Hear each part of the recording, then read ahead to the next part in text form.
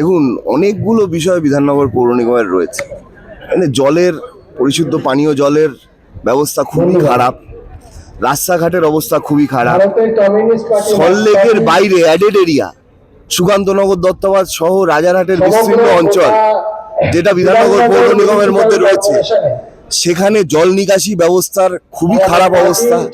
একটা বড় সমস্যা হচ্ছে প্রচুর পরিমাণে বেআইনি নির্মাণ এইসব অঞ্চলে হয়, মানুষের সুরক্ষা নেই, ব্যাপক পরিমাণ করাপশন। সেই করাপশনকে ইনস্টিটিউশনালাইজড ভাবে এই বিধাননগর পৌর নিগম সেটাকে এন্ডোর্স করছে, তাদের অনুমতিতেই এই সব বেআইনি নির্মাণ হচ্ছে।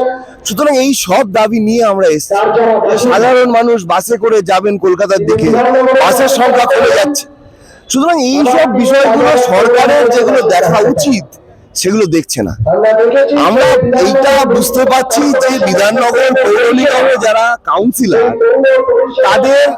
তাদের কাজ করার প্রতি কোনো আকর্ষণ নেই। আসলে এটা তো মানুষের ভোটে ছাপ্পা করে জিতেছে।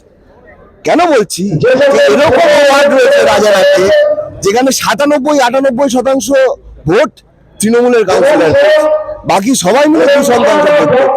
রাজারহাটের 1 থেকে 5 নম্বর ওয়ার্ড, কেউ 99% নিচে কোনো তৃণমূলের কাউন্সিলর ভোট পায়। এটা তো সম্ভব নয় কোনো গণতন্ত্রে যে একজন প্রার্থী 92, 95, 94, 97% ভোট পায় আর বাকিরা সবাই মিলে 2%, 3%, 4% ভোট পায়। ছাপ্পা করে রয়েছে, ছাপ্পা করে কাউন্সিলর হয়েছে, মানুষের কাজ করবার কোনো প্রয়োজনীয়তা নেই। তাদের দায়িত্ব মনে করিয়ে দিতে আমরা এসেছি।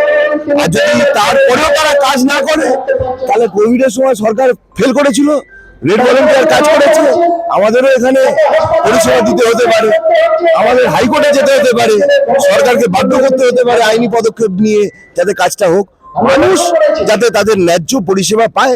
তাই জন্য সিপিএম সপ্তর্ষি দেব।